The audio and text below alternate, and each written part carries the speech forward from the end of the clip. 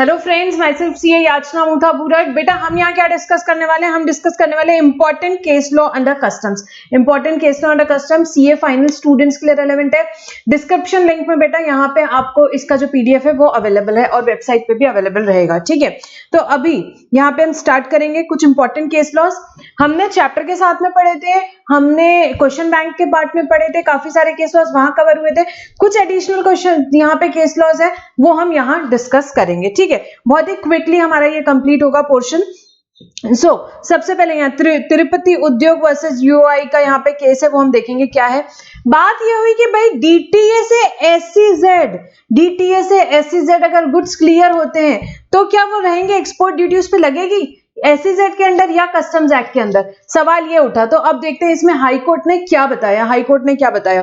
तो बेटा एक चीज और मैं बता दूं, हम लोग थोड़ा क्विकली जाएंगे यहाँ पे। ये इंपॉर्टेंट चीजें आपको एग्जाम में क्या याद रखनी रहेगी, जैसे कि आपको यहाँ पे केस स्टडी टाइप्स में ये क्वेश्चन पूछा जाएगा। ठीक है, तो आपको यहाँ पे क्या करना है, यहाँ पे जो भी कोर्ट के ऑब्जर्वेशन है वो आपको यहाँ पे बताना पड़ेगा। हाई कोर्ट का क्या ऑब्जर्वेशन रहा? हाई कोर्ट ने बोला कि भाई इस पे जो क्लियरेंस होता है डीटीए से एसईजेड, क्या हो रहा है, मैंने डीटीए से एसईजेड गुड्स भेजे तो क्या उस पे एक्सपोर्ट ड्यूटी लगेगी? बेटा नहीं लगेगी। कंक्लूजन याद रखना है, नहीं लगेगी। It will not be liable to export duty, या एसईजेड के अंदर भी और कस्टम्स एक्ट के अंदर भी, दोनों में भी कहीं नहीं लिखा है और ये बिल्कुल भी नहीं लगेगी। ठीक है भाई, चार्जिंग सेक्शन जो है उसको बहुत ही यहाँ पे क्या होना चाहिए, स्ट्रिक्टली कंस्ट्रूट करना चाहिए। Charging section has to be construed strictly if a person has not been brought within the ambit of charging section by clear words, he cannot be taxed at all। अगर charging section में बंदा fall ही नहीं कर रहा है तो tax कैसे लगेगा? पर्टिकुलर यहाँ पे जो एक्टिविटी है वो चार्जिंग सेक्शन में फॉल ही नहीं कर रही है तो यहाँ पे टैक्स कैसे लगेगा? एसईजेड एक्ट में भी ऐसा कोई प्रोविजन नहीं है जो कि ये बोलता है कि भाई डीटीए से गुड्स एसईजेड आए तो उस पर टैक्स लगे। पढ़ेंगे, SEZ Act does not contain any provision for levy and collection of export duty for goods supplied by DTA Unit 2 SEZ. DTA Unit 2 is unit in SEZ for its authorized operation. In absence of charging provision in SEZ Act for providing levy of custom duty on such goods, export duty cannot be levied on DTA supplier by its implication. So SEZ Act में ऐसा कोई provision नहीं है जो कि बोलता है कि भाई DTA से गुड्स अगर आते हैं कोई भी यूनिट में SEZ में ऑथराइज्ड ऑपरेशन के लिए तो टैक्स लगाया जाए, ऐसा कोई भी प्रोविजन नहीं है। तो in absence of that tax नहीं लगेगा। सिमिलरली कस्टम्स एक्ट में बेटा, कस्टम्स एक्ट में क्लियरली चार्जिंग सेक्शन क्या बोलता है भाई, यहाँ पे it makes it clear that custom duty can be levied on goods imported or exported beyond territorial waters of India। बेटा हमने पढ़ा था टेरिटोरियल वाटर्स हमारे 12 नॉटिकल माइल्स से बाहर से अंदर गुड्स जब आते हैं, 12 नॉटिकल माइल्स क्रॉस करते हैं तभी टैक्स लगता है, तभी इंपोर्ट कमेंस होता है, हमने पढ़ा था। ठीक है, so since both the SEZ unit and DTA unit कहाँ पे, दोनों टेरिटोरियल वाटर पे। एसईजेड फॉर एग्जांपल मुंबई में अंधेरी में सीप्स में क्या है, एसईजेड है यहाँ पे। ठीक है, और हमारा जो डीटीए यूनिट है वो तो ऑब्वियसली डोमेस्टिक टैरिफ एरिया में यहाँ पे मुंबई में ही है फॉर एग्जांपल। तो मैंने यहां से वहां गुड्स क्लियर किए, तो क्या ये दोनों भी टेरिटोरियल वाटर्स के अंदर है? चार्जिंग सेक्शन क्लियरली बोलता है कि भाई क्या यहाँ पे इंपोर्ट एक्सपोर्ट जो हमने पढ़ा हुआ है यहाँ पे, ठीक है, उसमें क्या बात होती है, टेरिटोरियल वाटर्स के बाहर से अगर हमारे गुड्स आते हैं, सेक्शन 12 हमारा चार्जिंग सेक्शन था और यहाँ पे बाकी के भी जो हम डेफिनेशंस वगैरह देखे थे उससे बहुत क्लियर होता है। इंपोर्ट का डिस्कशन हमने बहुत डिटेल में किया हुआ है। टेरिटोरियल वाटर से बाहर से कोई चीज आती है तो ही यहाँ पे इंपोर्ट होता है, या वहां से बाहर जाती तो ही एक्सपोर्ट कंप्लीट होता है। ठीक है, सो both units are located in territorial waters of the within territorial waters under section this of Customs Act, which is the charging section. It is not attracted supply made by DTA unit to a unit located in the SEZ। तो उस case में बेटा क्या होगा, यहाँ पे customs duty जो रहेगी आपकी बिल्कुल नहीं लगेगी और इसे एक्सपोर्ट नहीं माना जाएगा। So since both the unit SEZ and DTA are located within the territorial waters, it is not attracted for supply made by DTA unit to unit located in SEZ। तो चार्जिंग सेक्शन में ही नहीं आता तो यहाँ पे tax कैसे लगेगा? तो यहाँ पे अगर आपको यहाँ पे केस स्टडी आती है एग्जाम में, उन्होंने एक DTA की यूनिट बताई, गुड्स वगैरह बताई कि भाई इतनी क्वांटिटी का गुड्स क्लियर किया तो क्या एक्सपोर्ट ड्यूटी लगेगी क्या? कस्टम्स एक्ट की बात कर रहे हैं तो आपको लिखना है यहाँ पे क्लियरली कि एक्सपोर्ट ड्यूटी नहीं लगेगी। आपको दोनों चीजें लिखनी है कि भाई SEZ एक्ट में भी ऐसा कोई प्रोविजन नहीं है और कस्टम एक्ट में भी हम देखेंगे तो यहाँ पे क्या टेरिटोरियल वाटर्स के अंदर ही दोनों चीजें सिचुएटेड है। तो अगर टेरिटोरियल वाटर्स के बाहर कोई सिचुएटेड ही नहीं है तो इंपोर्ट या एक्सपोर्ट होता ही नहीं है और यहाँ पे टैक्स नहीं लगेगा। टैक्स नहीं लगेगा। किसका केस है बेटा? तिरुपति उद्योग वर्सेस जीओआई का केस है ये, ठीक है। तो आपको बिल्कुल ये याद रखना है। नेक्स्ट, गिरा एंटरप्राइजेस वर्सेस यहाँ पे देखेंगे, यहाँ पे कमिश्नर ऑफ कस्टम्स का केस है। Can value of imported goods be increase if department fails to provide to the importer evidence of import of identical goods at a higher price. तो अब इस केस में क्या हुआ था हम देखेंगे। एक्चुअली क्या हुआ था, यहाँ पे इंपोर्टर ने कुछ गुड्स इंपोर्ट किए थे, डिपार्टमेंट का बोलना था कि उसी टाइम पे बहुत ज्यादा वैल्यू में आइडेंटिकल गुड्स इंपोर्ट हुए हैं तो मैं उसका प्राइस लूंगा। एसएससी ने बोला कि ठीक है भाई, यहाँ पे एविडेंस मिलेगा। तो एविडेंस डिपार्टमेंट ने एसएससी को कोई एविडेंस नहीं दिया कि भाई सिमिलर टाइम पे आइडेंटिकल गुड्स इंपोर्ट हुए थे बहुत हाई वैल्यू पे। जैसे कि फॉर एग्जांपल आप 100 रुपए में यहाँ पे कुछ चीज इंपोर्ट कर रहे हो, डिपार्टमेंट का बोला था उसी टाइम पे आइडेंटिकल गुड्स 1000 रुपए में इंपोर्ट हुए, तो डिपार्टमेंट ने बोला कि मैं तो वो 1000 रुपए वाली वैल्यू लूंगा आइडेंटिकल गुड्स की। तो यहाँ पे कोर्ट का क्या ऑब्जर्वेशन रहा? कोर्ट ने बोला नहीं, ऐसा आप नहीं कर सकते। और कोर्ट ने क्या बोला, यहाँ पे जो वैल्यू ऑफ इंपोर्टेड गुड्स है आप एनहांस नहीं कर सकते, क्योंकि डिपार्टमेंट ने क्या किया? एविडेंस नहीं प्रोवाइड किया। अब एक बार केस हम लोग देखते हैं फटाफट। फैक्ट्स ऑफ द केस देखेंगे सबसे पहले बेटा। The appellant imported some goods from China से गुड्स इंपोर्ट किया on the basis of information obtain through a computer printout from the custom house department elect that during the period in question large number of such goods were imported at a higher price than the price declared by the appellant। यहाँ पे बोल दिया department ने कि भाई आपने जिस price पे लिया उससे बहुत ज्यादा प्राइस पे दूसरे गुड्स यहाँ पे इंपोर्ट हुए। Therefore department value such goods on the basis of transaction value of identical goods. Department ने बोला भाई मैं तो ट्रांजैक्शन वैल्यू ऑफ क्या लूंगा? आइडेंटिकल गुड्स लूंगा। And demanded differential duty along with penalty interest from the appellant, और उसको बोला कि भाई आप डिफरेंशियल ड्यूटी भी दे दो और पेनल्टी और इंटरेस्ट भी दे दो। However department did not provide the printouts to the appellant. Department ने कोई एविडेंस नहीं दिया, उसको बस बोला कि आप ड्यूटी दे दो। The appellant contended that department's demand was without any basis in law, without any legally admissible evidence and opposed to the principle of natural justice। भाई यहाँ पे एसएससी का बोलना था कि भाई यहाँ पे कोई आपके पास बेसिस नहीं है, सबसे बड़ी बात कोई लॉ यहाँ पे बेसिस नहीं है आपके पास लॉफुल। सेकेंडली आपने मेरे को कोई एविडेंस दिया नहीं। थर्डली यहाँ पे कोई प्रिंसिपल ऑफ नेचुरल जस्टिस हुआ ही नहीं, आपने मेरे से कुछ बताया नहीं, मुझे बोलने का मौका नहीं दिया, तो फिर आपकी डिमांड गलत है। एसएससी ने बोला as the computer printout which formed the basis of such demand had not been supplied to them, क्योंकि आपने क्या यहाँ पे मेरे को सप्लाई नहीं किया computer print out. Resultantly the appellant had no means of knowing whether any imports of comparable nature has been made at that time। तो वो कैसे चेक करेगा कि भाई यहाँ पे आपने ऐसा कुछ यहाँ पे इंपोर्ट किया था। So सुप्रीम कोर्ट ने क्या बोला? Supreme court observe that since revenue did not supply copy of computer printout which formed the basis of the conclusion that the appellant undervalued the imported goods, the appellant obviously could not and did not have any opportunity to demonstrate that the transaction relied upon by the revenue were not comparable transactions। Supreme court का decision देखेंगे, इसमें important part आपको ये याद रखना है decision का।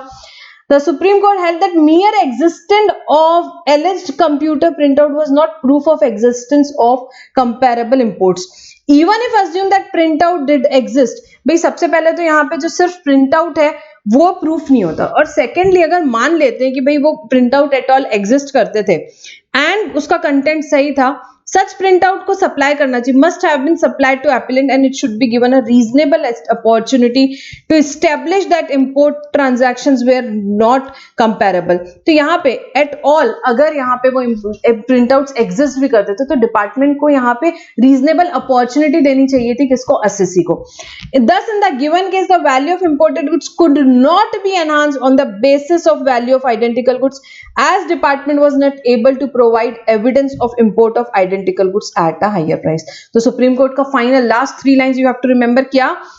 In the given case value of imported goods could not be enhanced on the basis of value of identical goods as department was not able to provide evidence of import of identical goods at higher price। भैया department को देना चाहिए था यहाँ पे evidence, अगर वो देता उसको reasonable opportunity of being heard देता तो कुछ समझ आता। यहाँ पे डिपार्टमेंट ने कुछ भी नहीं दिया उसको, तो फिर उस केस में वैल्यू नहीं बढ़ाई जा सकती है, एनहांस करके आप आइडेंटिकल गुड्स की वैल्यू नहीं लगा सकते हो। ठीक है, तो ये किसका केस था बेटा? गिरो enterprises versus commissioner of customs का ये केस था। नेक्स्ट केस करेंगे ABC limited versus union of India का। बेटा यहाँ पे कुछ भी नहीं है, हमने ऑलरेडी पढ़ा हुआ है, जैसे कि सेक्शन 74 और 75 हमने ऑलरेडी पढ़ा है। तो यहाँ पे क्या है, there is a distinction between 74 and 75। बेटा 74 कब अप्लाई होता है, ड्रॉबैक वाले चैप्टर में पढ़ा था। 74 कब अप्लाई होता है कि भाई जब मैंने गुड्स इंपोर्ट किया और उसी गुड्स को मैंने एक्सपोर्ट किया, आइडेंटिकल गुड्स होना चाहिए। क्या आइडेंटिकल गुड्स होना चाहिए 74 में ड्रॉबैक क्लेम करने के लिए। सो यहाँ पे वही सुप्रीम कोर्ट ने बोला है, section 74 of the customs act comes into operation when the articles imported and thereupon exported and it is identifiable, and 75 comes into operation when imported material, मैं क्या कर रही हूँ, इंपोर्ट कर रही हूँ भाई कुछ मटेरियल और मैं उसको यूज कर रही हूँ, और क्या कर रही हूँ, वो जो गुड्स बन रहे हैं उससे मैं उसे गुड्स को एक्सपोर्ट कर रही हूँ। तो 75 में क्या होगा, मैंने जो रॉ मटेरियल्स इंपोर्ट किया उससे कुछ बनाया, फिर मैंने गुड्स एक्सपोर्ट किए, तभी 75 अप्लाई होता है। और आइडेंटिकल गुड्स के केस में बेटा 74 यहाँ पे अप्लाई होता है। ठीक है, तो ये हमारे बहुत अच्छे से हमारा ऑलरेडी पढ़ा हुआ है। नेक्स्ट केस बता, पेरुमल राय वर्सेस कमिश्नर ऑफ कस्टम का केस है। क्या सवाल आया, सवाल उठा कि भाई जो लिमिटेशन पीरियड ऑफ 1 ईयर है, रिफंड की बात कर रहा है ये, क्या is limitation period of 1 year applicable for claiming refund of amount paid on account of wrong classification of imported goods. इस केस में क्या हुआ, एक्चुअली मैंने जो गुड्स इंपोर्ट किए थे वो गुड्स एक्चुअली एग्जेम्प्ट थे, बट गलत क्लासिफिकेशन कर दिया। गलत क्लासिफिकेशन के करते मैंने क्या किया, मैंने यहाँ पे ड्यूटी पे कर दी।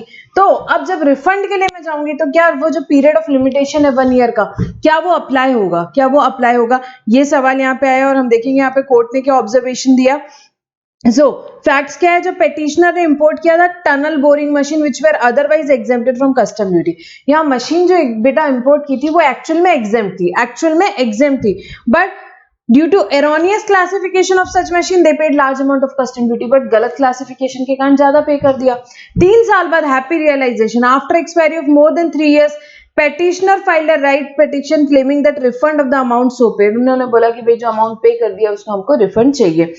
सो the said refund claim was rejected on the ground that petitioner failed to make a proper application of refund under section 27 within the stipulated period of 1 year। और यहाँ पे डिपार्टमेंट का क्या बोलना था कि आप लेट एप्लीकेशन कर रहे हो, 1 साल तो खत्म हो गया, फिर हाई कोर्ट ने क्या बोला, हाई कोर्ट ने बेटा यहाँ पे एसएससी के फेवर में डिसीजन दिया और बोला कि नहीं रिफंड मिलेगा। तो हम देखेंगे क्या है ये।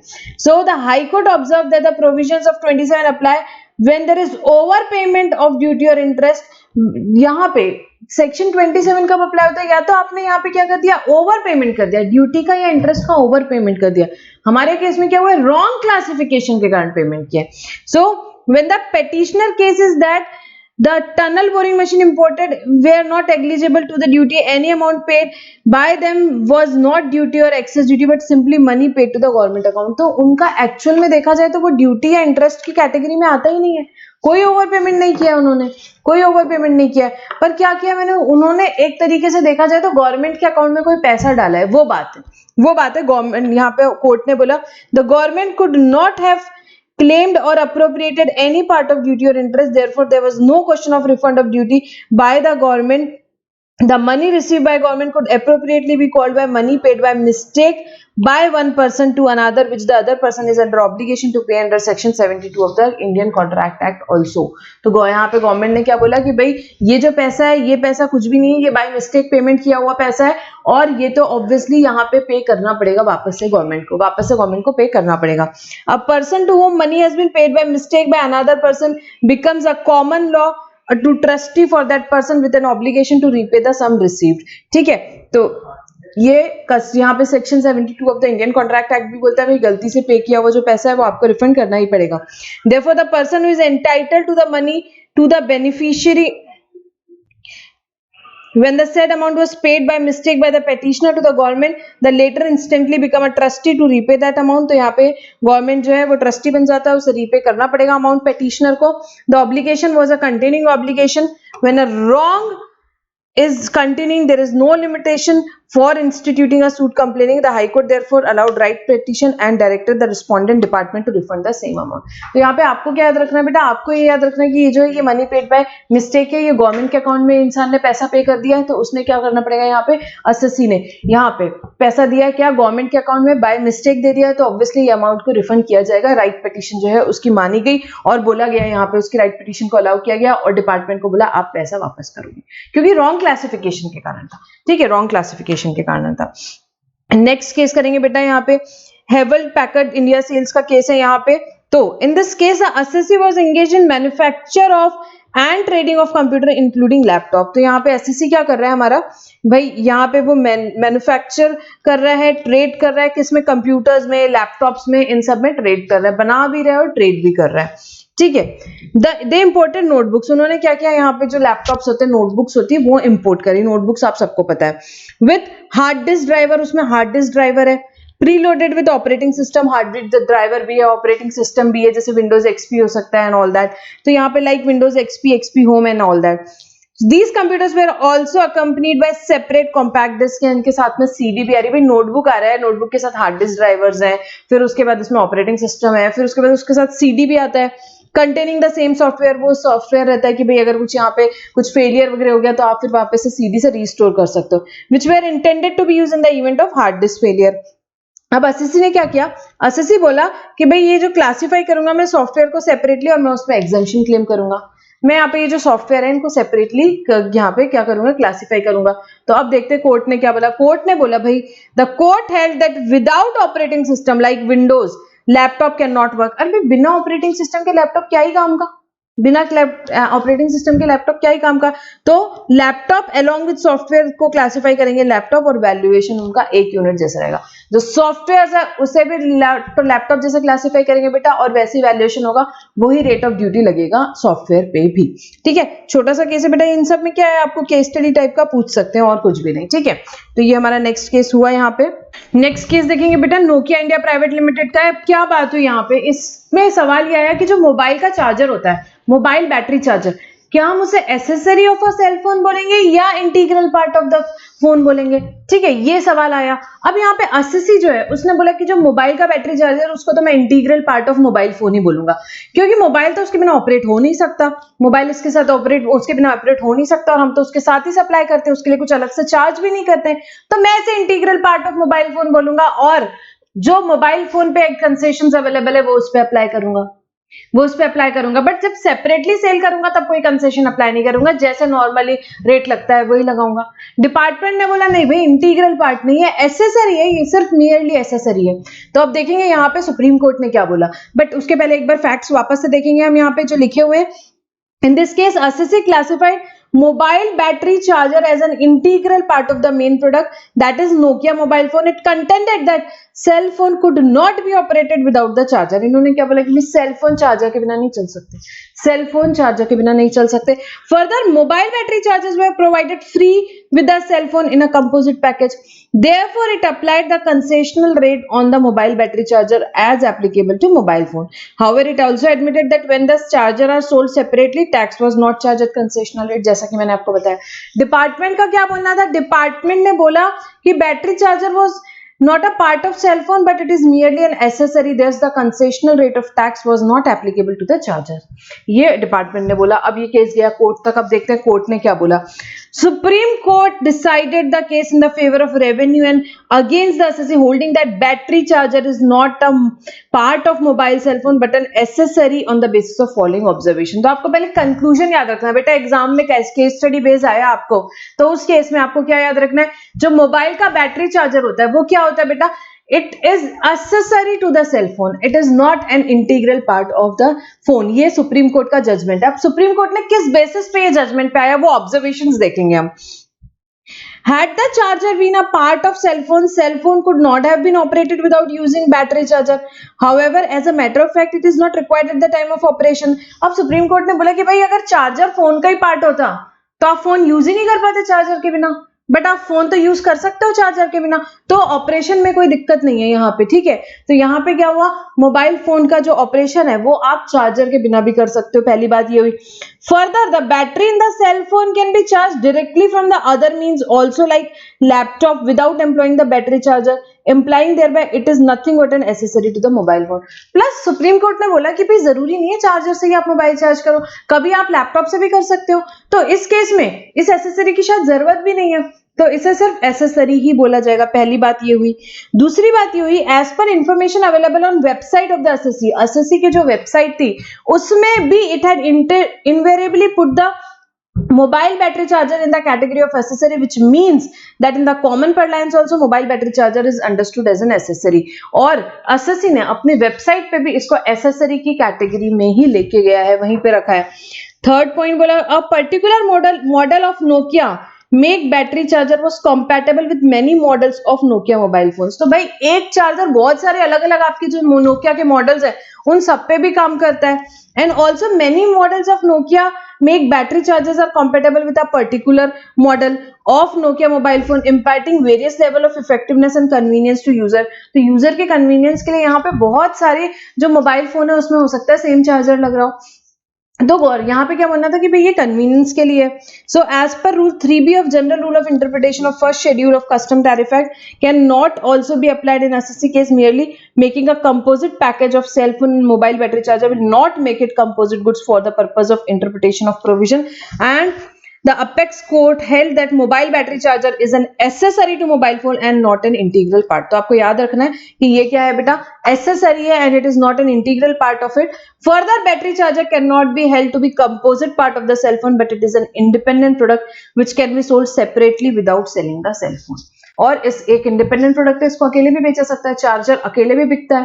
ठीक है, तो यहाँ पे सुप्रीम कोर्ट का क्या क्या बोलना था बेटा, सबसे पहले तो सुप्रीम कोर्ट ने बोला कि आप मोबाइल का ऑपरेशन कर सकते हो विदाउट चार्जर भी। सेकेंड बात उन्होंने बोली कि भाई जरूरी नहीं चार्जर ही लगे, लैपटॉप से भी चार्ज कर सकते हैं। थर्ड चीज उन्होंने बोली कि आपकी जो वेबसाइट है एसएससी की वेबसाइट पे वो किस कैटेगरी में, एसेसरी की कैटेगरी में।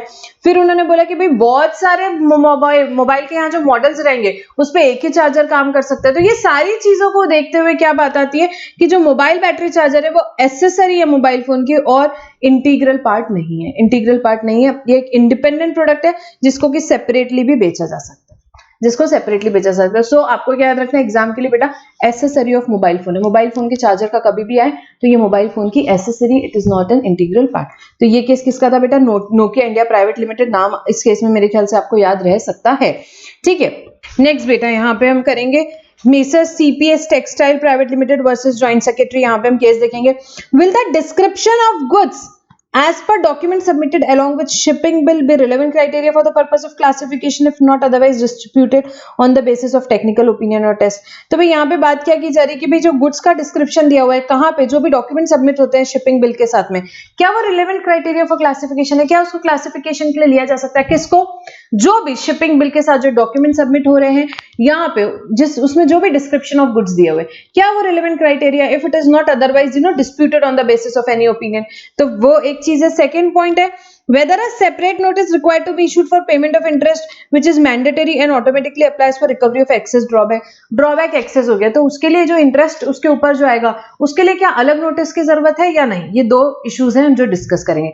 अब इसमें हाईकोर्ट ने क्या बोला, पहली चीज, पहला क्वेश्चन क्या था बेटा, जो डॉक्यूमेंट सबमिट किए अलोंग विथ शिपिंग बिल, क्या उसे एक अच्छा क्राइटेरिया माना जा सकता है, रिलेवेंट क्राइटेरिया माना जा सकता है for the purpose of classification. तो देखेंगे, the high court held that description of goods as per document submitted along with shipping bill would be relevant criteria for the purpose of classification if not otherwise distributed on the basis of any technical opinion or test। तो यहाँ पे high court ने बोला हाँ बिल्कुल उसे माना जा सकता है। The petitioner could not plead that exported goods should be classified under different heading contrary to description given in the invoice and shipping bill which has been assessed and clear for export। तो यहाँ पे उसको बिल्कुल relevant criteria माना जा सकता है if not otherwise disputed. अगर कोई टेक्निकल ओपिनियन या टेस्ट के बाद में उसका कुछ डिफरेंस आता है तो बात अलग है, अदरवाइज इसे क्या माना जा सकता है, रिलेवेंट क्राइटेरिया फॉर क्लासिफिकेशन माना जा सकता है। किसको, documents which were submitted along with the shipping bill, उसमें जो भी डिस्क्रिप्शन दिया हुआ है। नेक्स्ट बात आती है बेटा इंटरेस्ट की बात। सो further the court while interpreting section 75A2 of the Custom Act noted that the claimant is liable to pay excess amount of drawback noted when the claimant is liable to pay excess amount of drawback he is liable to pay interest as well। तो जब भी यहाँ पे excess amount of drawback उसे पे करना पड़ता है तो उसे उसके साथ में interest भी पे करना पड़ेगा। The section provides for payment of interest automatically along with excess drawback। भाई इंटरेस्ट आपको ऑटोमेटिकली पे करना है along with excess drawback। No notice for payment of interest need to be issued separately as the payment of interest becomes automatic once it is held that excess drawback has to be repaid। तो यहाँ पे उसके लिए कोई separate notice नहीं दी जाएगी, आपको कोई सेपरेट नोटिस नहीं दी जाएगी, आपको वो साथ में ऑटोमेटिकली पे करना है, साथ में ऑटोमेटिकली पे करना है। तो ये बात हुई हमारी यहाँ पे, ये केस स्टडी जो है सीपीएस टेक्सटाइल की वो हमने देखी। नेक्स्ट केस है बेटा Mangalore refinery and petrochemicals limited का यहाँ पे केस है, हम देखेंगे क्या हुआ। अब यहाँ पे बात ये आई कि in case of import of crude oil, इन्होंने क्या किया, क्रूड ऑयल इंपोर्ट किया बेटा, ऑयल इंपोर्ट किया। Whether the custom duty is payable on the basis of quantity of oil shown in the bill of lading or actual quantity received into the shore tanks in India. तो बेटा यहाँ पे कुछ ocean loss हुआ होगा रास्ते में, तो यहाँ पे ओशन लॉस हुआ। बात यह आई कि भाई जो क्वांटिटी बिल ऑफ लेडिंग में दिखाई हुई है उस पे आपको ड्यूटी पे करनी है या एक्चुअली जो रिसीव हुई है उस पे करनी है, उस पे करनी है।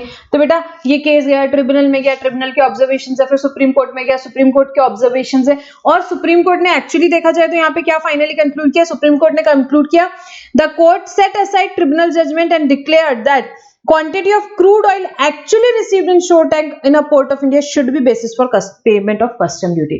ये आपको याद रखना, जो एक्चुअल क्वांटिटी रिसीव हुई भाई इंडिया में शोर टैंक में, जो एक्चुअल क्वांटिटी रिसीव हुई उसी पे ड्यूटी लगेगी, उसी पे ड्यूटी लगेगी। तो यहाँ पे ये किसने दिया, सुप्रीम कोर्ट ने कंक्लूजन दिया। उसके पहले केस क्या है हम देखेंगे, डिस्कस करेंगे। The SSC imported crude oil on account of ocean loss. The quantity of crude oil shown in the bill of lading was higher than the actual quantity received into the shore tanks in India. For example, 10,000 quantity दी हुई होगी for example यहाँ पे, कहाँ पे, यहाँ पे bill of lading में, actual में देखा जाए तो 9,000 रिसीव हुई, तो यहाँ पे जो 1,000 है वो क्या हुआ बेटा, ocean loss हुआ होगा। So the SSC paid the custom duty on the actual quantity received in the shore tank। SSC ने बोला भाई जितनी रिसीव होगी उस पर मैं ड्यूटी पे कर रहा हूँ, ड्यूटी पे कर रहा हूं। अब डिस्प्यूट क्या था, डिस्प्यूट यह था कि डिपार्टमेंट बोल रहा था, department contended the quantity of crude oil mentioned in the various bill of lading should be taken as basis for payment of duty and not the actual quantity received into shore tanks in India. This was stated on the basis that duty was levied on ad valorem basis and not at specific rate. The SSC contended that it makes no difference as to whether the basis of custom duty is as specific or ad valorem rate, as much as quantity of goods at the time of import shall only be taken into account. तो यहाँ पे SSC का बोलना था कि भी जो actual quantity receive हुई उस पर ही मैं ड्यूटी पे करूंगा। डिपार्टमेंट का बोलना था कि नहीं, जो बिल ऑफ लेडिंग में लिखी है आप उस पर ड्यूटी पे करिए। ट्रिब्यूनल में केस गया, ट्रिब्यूनल ने डिपार्टमेंट के फेवर में डिसीजन दिया, ठीक है, और सुप्रीम कोर्ट ने फिर ट्रिब्यूनल के डिसीजन को यहाँ पे ओवररूल किया। और क्या बोला सुप्रीम कोर्ट ने बेटा, सुप्रीम कोर्ट ने बोला नहीं, एक्चुअल क्वांटिटी पे ही आएगा। तो एक बार हम ट्रिब्यूनल का ऑब्जर्वेशन देखते हैं, इतना आपको याद रखने की जरूरत नहीं, आपको डायरेक्टली सुप्रीम कोर्ट के ऑब्जर्वेशन आप याद रखोगे तो भी काफी रहेगा। So tribunal accepted department contention on the basis of following reasons: duty ought to be levied on total payment made by SSC irrespective of quantity received। तो यहाँ पे टोटल पेमेंट के बेसिस पे करना रहेगा, ट्रिब्यूनल का बोलना था। Ad valorem duty would be necessary lead to its result, but duty levied at specific rate would not।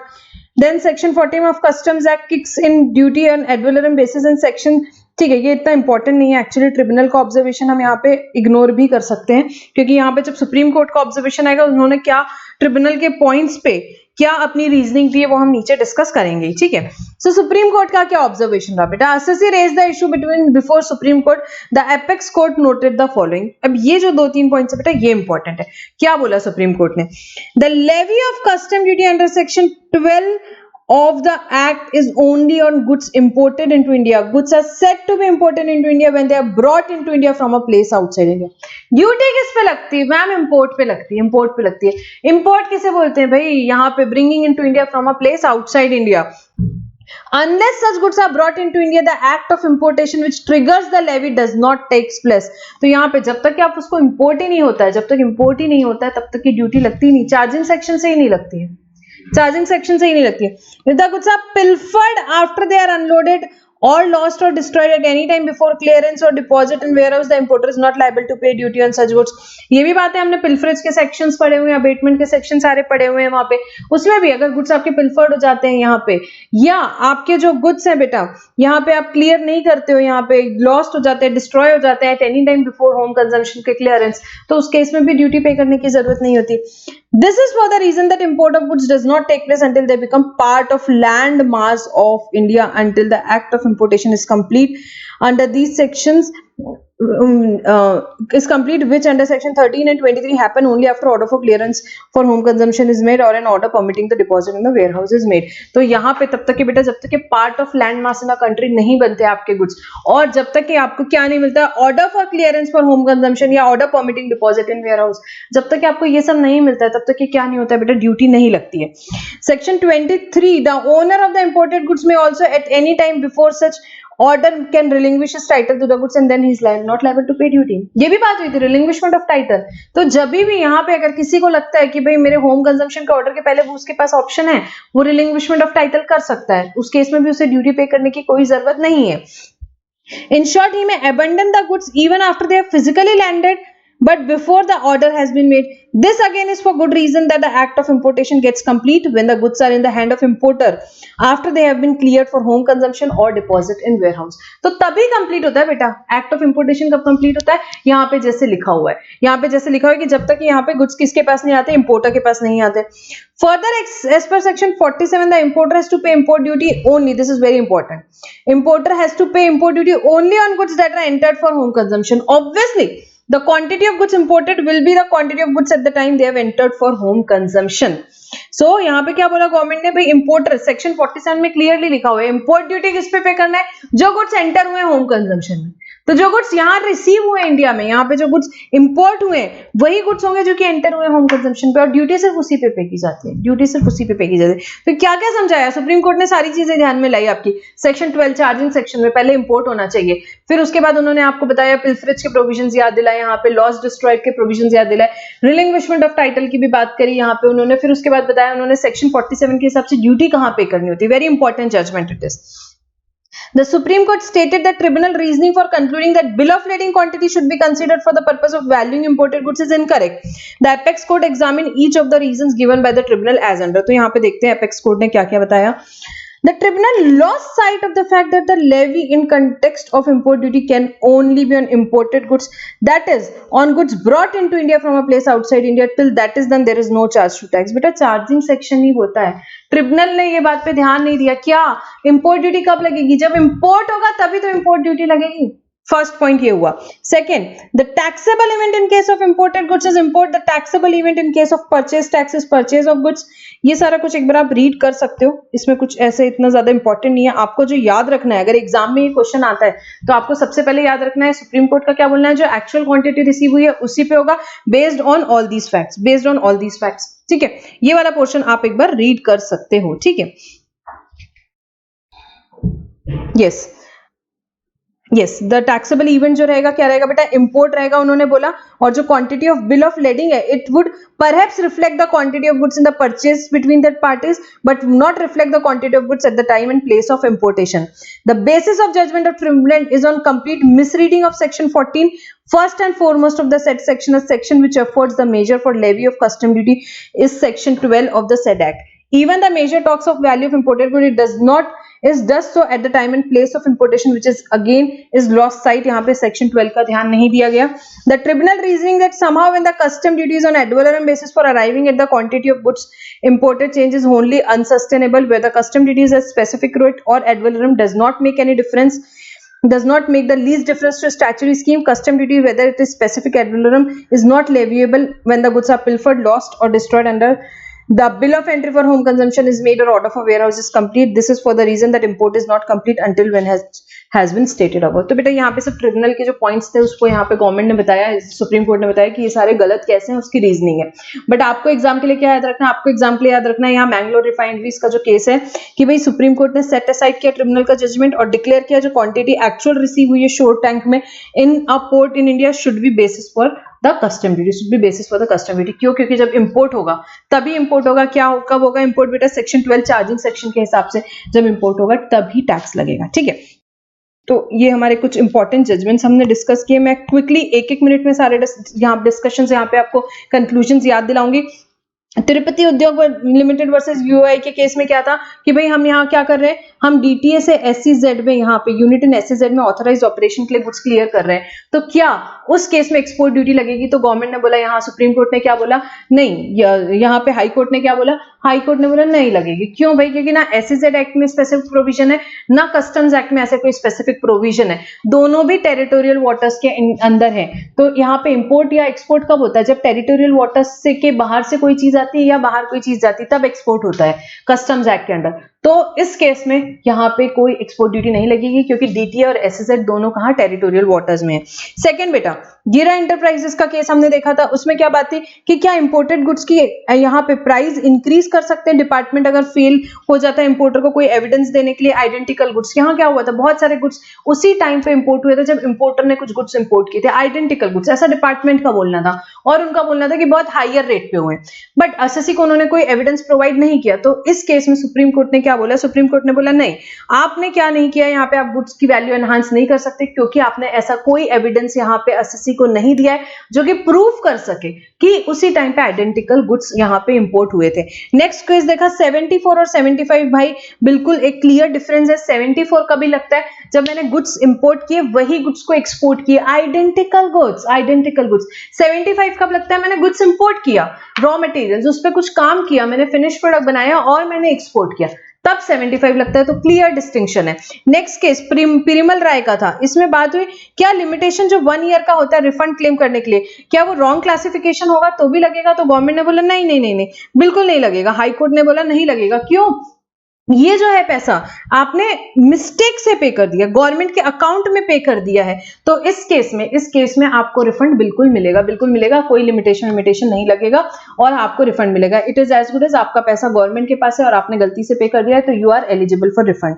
Then next Hewlett Packard का केस हमने देखा, इसमें क्या था भाई, वो मैन्युफैक्चर और ट्रेड करते थे लैपटॉप में, उन्होंने लैपटॉप के साथ में क्या करते थे, वो हार्ड डिस्क भी प्रोवाइड करते थे, यहाँ पे ऑपरेटिंग सिस्टम वगैरह, विंडोज, ये सब चीजें, उन्होंने लैपटॉप नोटबुक्स इंपोर्ट करी, उसके साथ में हार्ड डिस्क भी आया, ऑपरेटिंग सिस्टम भी आया।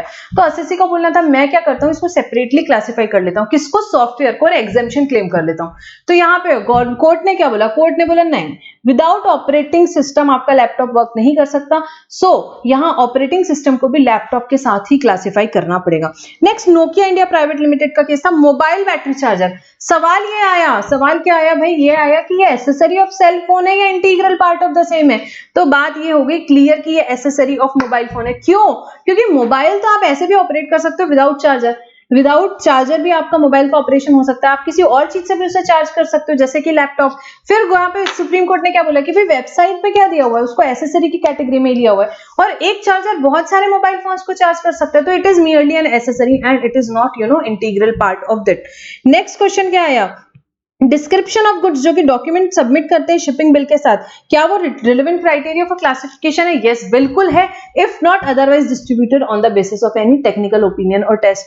और सेकेंडली बात आई क्या, अलग नोटिस देनी पड़ेगी, किस चीज के लिए, आपका एक्सेस ड्रॉबैक की रिकवरी के लिए, के इंटरेस्ट के लिए क्या अलग नोटिस देनी पड़ेगी क्या? तो नहीं, इंटरेस्ट के लिए कोई अलग नोटिस नहीं है, वो ऑटोमेटिकली अप्लाई होता है। And last Mangalore refinery and petrochemical का केस, भाई यहाँ पे क्या किया था उन्होंने, क्रूड ऑयल इंपोर्ट किया था, ओशन लॉस हो गया, तो यहाँ पे कस्टम्स ड्यूटी किस पे लगेगी, तो कस्टम ड्यूटी किस पे लगेगी, जो एक्चुअल क्वांटिटी रिसीव हुई है उस पे लगेगी, ना कि जो क्वांटिटी बिल ऑफ लेडिंग में दी है। तो बेटा this were some of the important judgements जो हमने यहाँ पे डिस्कस किए, important case laws under customs जो हमने यहाँ पे डिस्कस किए। कुछ केसेस हमने कहाँ पढ़े थे, हमने चैप्टर के साथ में पढ़े थे, कम थे वो, और हमने क्वेश्चन बैंक के पार्ट में भी काफी केसेस पढ़े थे। ये कुछ एडिशनल केसेस है important from exam point of view, so हमने यहाँ पे डिस्कस किए। एंड बेटा here we complete important case laws under customs and all the very best for your exam. Exam के दिन कुछ और मत सोचो, सिर्फ और सिर्फ कॉन्सेंट्रेट करो, बहुत कॉन्फिडेंट होकर पेपर लिखो, बढ़िया पेपर प्रेजेंटेशन करना, बढ़िया टाइम मैनेजमेंट करना, बाकी सारी बातें एग्जाम के एक दिन बाद भी सोची जा सकती है, अभी सिर्फ कॉन्सेंट्रेट करो और बहुत बढ़िया पेपर लिखो और बिल्कुल एग्जामिनेशन लेके आना इस सब्जेक्ट में। All the very best for your exam. Thank you for now.